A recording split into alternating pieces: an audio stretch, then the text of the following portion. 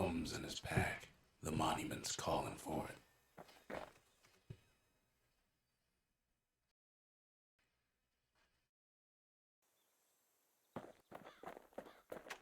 The windbags used to be all right. Then the calamity took the floor out from under him.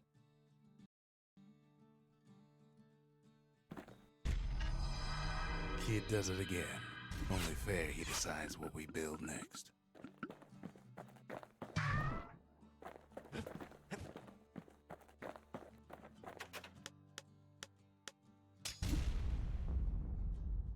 A lot of things need fixing up in this world, and we can start right here.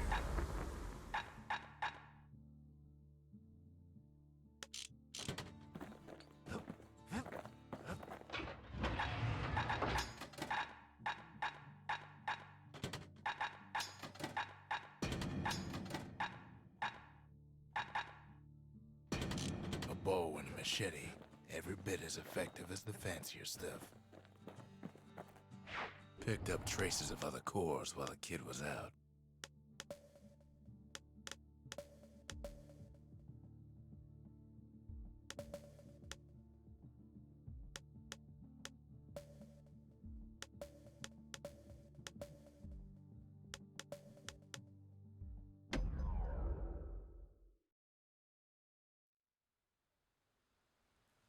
The breakers used to come here for target practice. Used to play a little game. See who could bust the most targets and the fewest shots.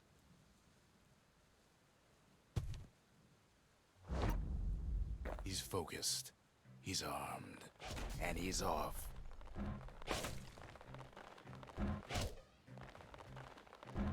A perfect shot just happens in a flash.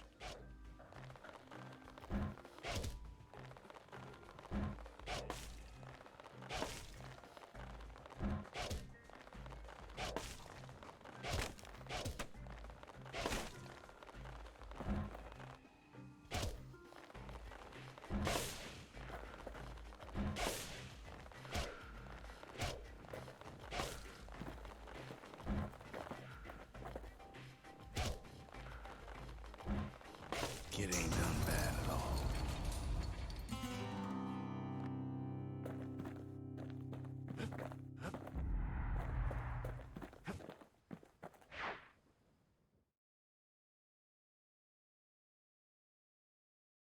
He returns with some of the materials we need. Sometimes a single look says it all.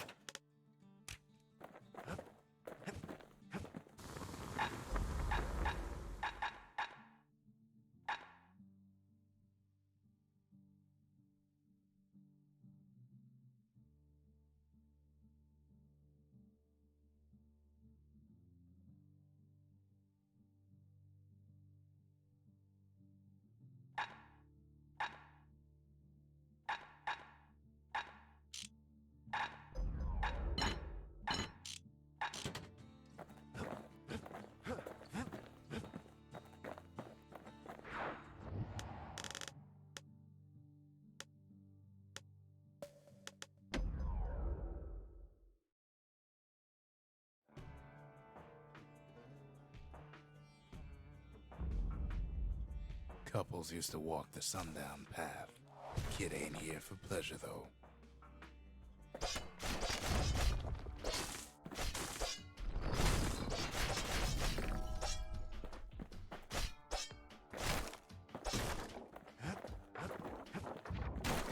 But then... somebody gets to the core before the kid.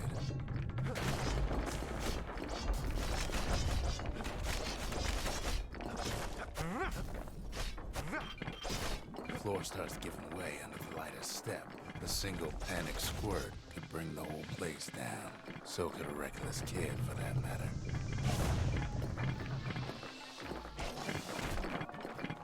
Fragments of the old world rain from the sky.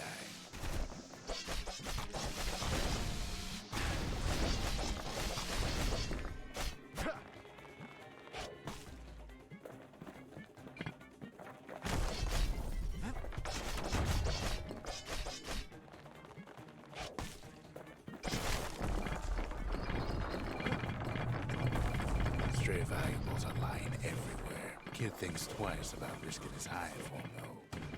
Well, the path ain't exactly open to visitors no more. Security's all fired up.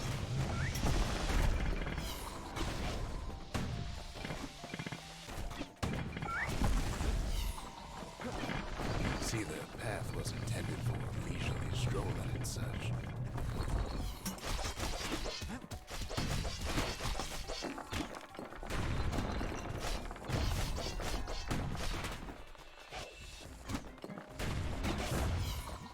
Sky bridges link the path together.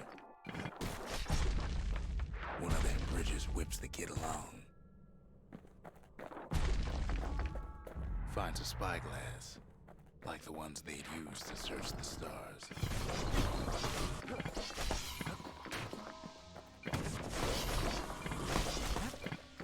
The calamity changed everything, even where the wind blows.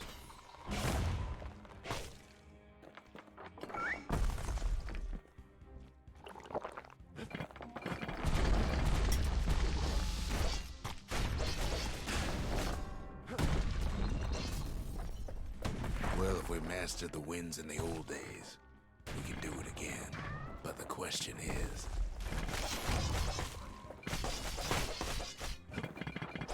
who else could have taken the cord?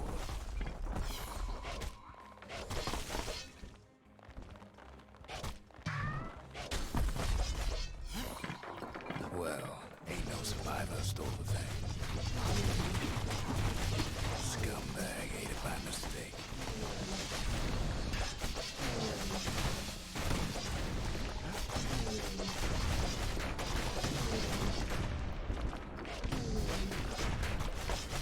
Tough break.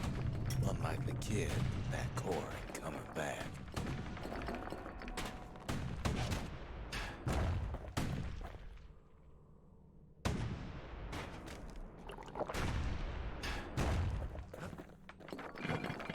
No, they used to ship live munitions down the path.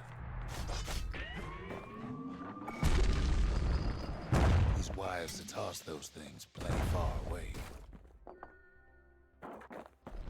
Even gas fellas need some shut-eye from time to time. They get real cranky when you wake them up.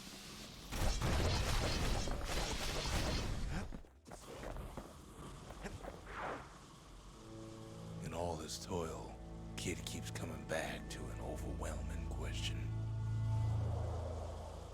Who else could have survived the calamity?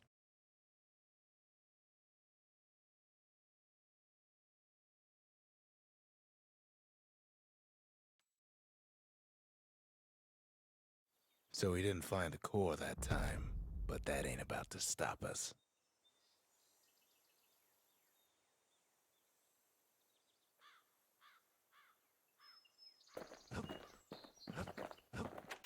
We could always see the stars. We just never could reach them, no matter how high we built.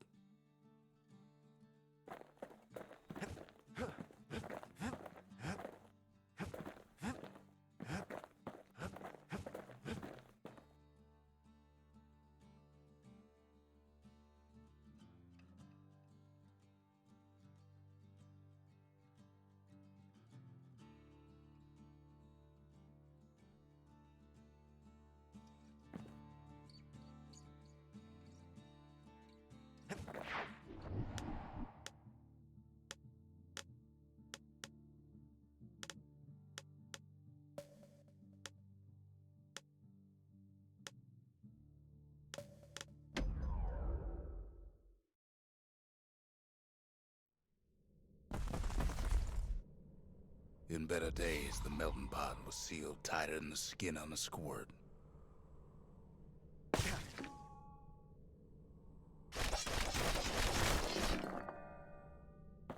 Of all the plans to survive the calamity, it had to be stab weeds. Blasted things hurt like a broken heart.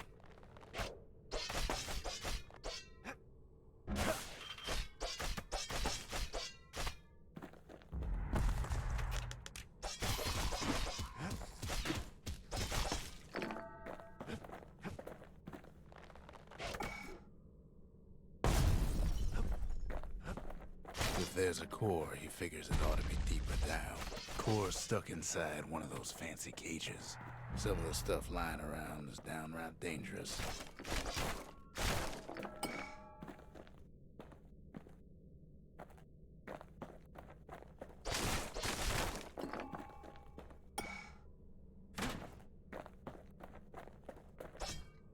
No breaking a cage like that, but the kid tries anyway. Gotta find a way to spring it open. He throws a switch. Now what could possibly go wrong? Quite a bit, as it turns out. The cage starts lifting from the core ever so slow. All Kid can do is wait. Shipments start falling in.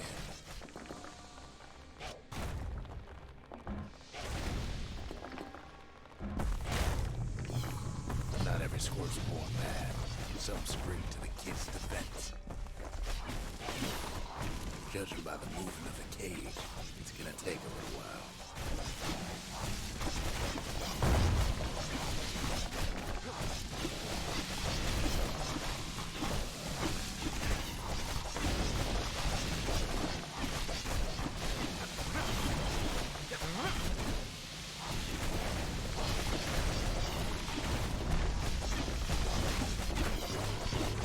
Scumbags don't take kindly to interlopers.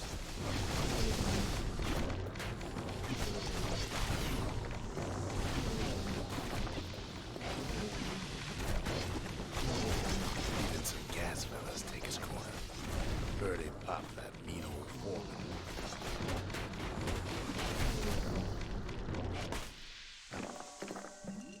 At this rate, maybe 5 more minutes, maybe 30, hard to tell.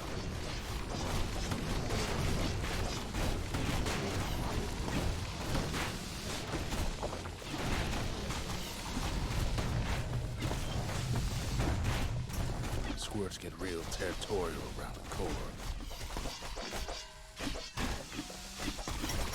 Then a shipment of free samples shows up.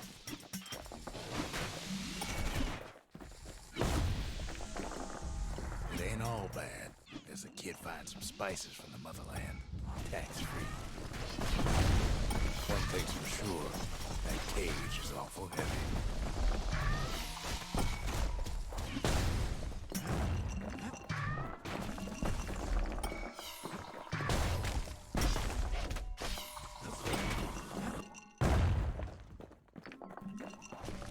It's a troublesome scene, to be sure.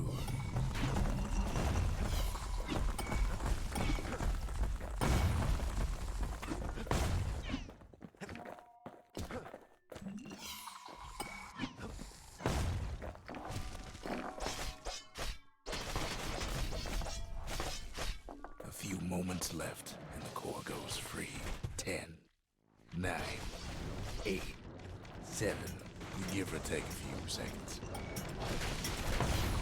Finally, the core's within reach. And done. He's got it. Just gotta get to the nearest barge.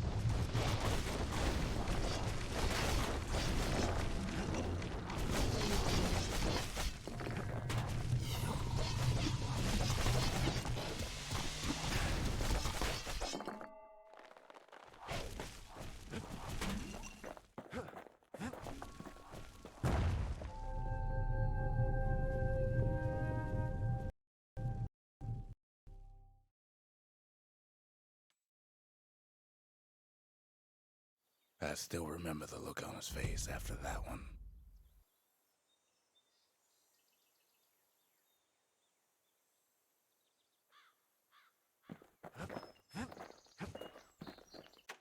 Folks voyaged across the boundless sea to found Ceylondia. It was good living here for a while.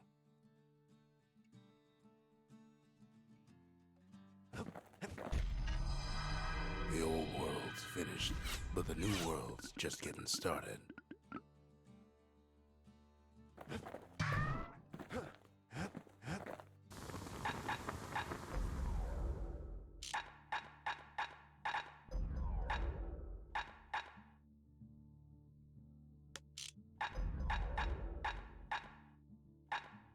Kid kid packs a special surprise in every one of those arrows. Turns out those old bones still have some spark in them.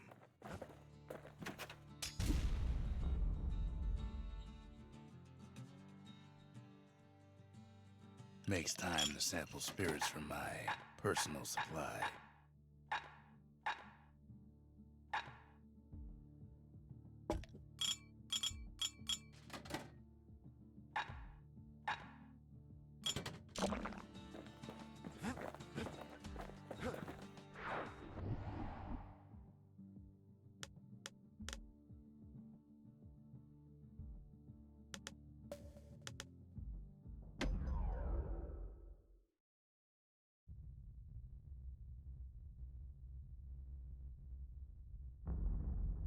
The dead welcome him with open arms.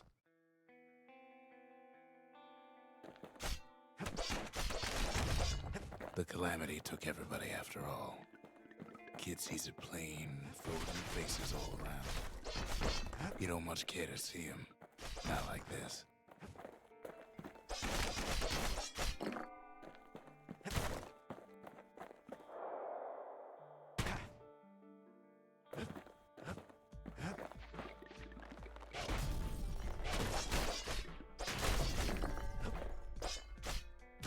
These folks never saw the calamity coming, but someone did. Someone close.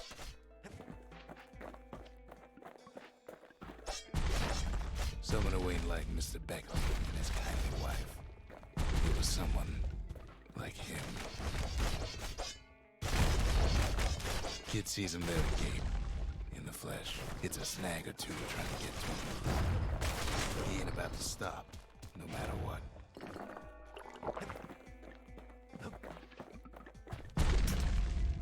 He's got so many questions after all.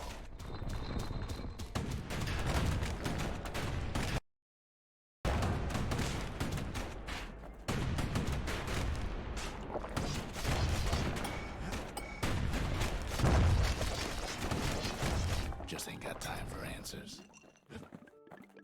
The Thunder brothers didn't make it. They never saw what it was like beyond the walls.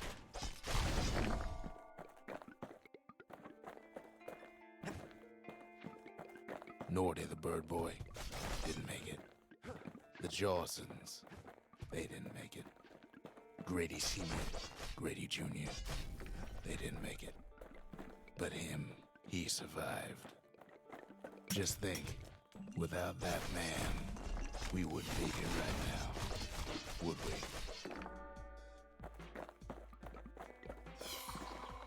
The Corps survived as well.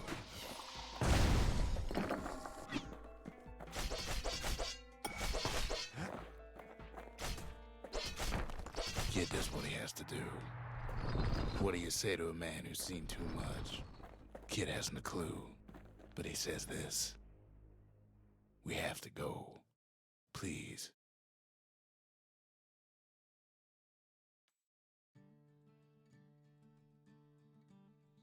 He's a proper gentleman, that man. His name is Zulf. No hiding he's an Ura. Folks like him ain't never been a common sight in Caelondia. He's relieved to see a living face or two. The kid and I introduce ourselves in kind. Both to him and to each other for the first time. For Zulf, Caelondia was like a second home. He's real worried about his first home, too. Far to the east. We all lost loved ones in the calamity, he says. I don't know how I'm gonna go on without mine. Zulf offers to help me plot the skyways for the kid. At least the calamity hasn't touched the stars, he says.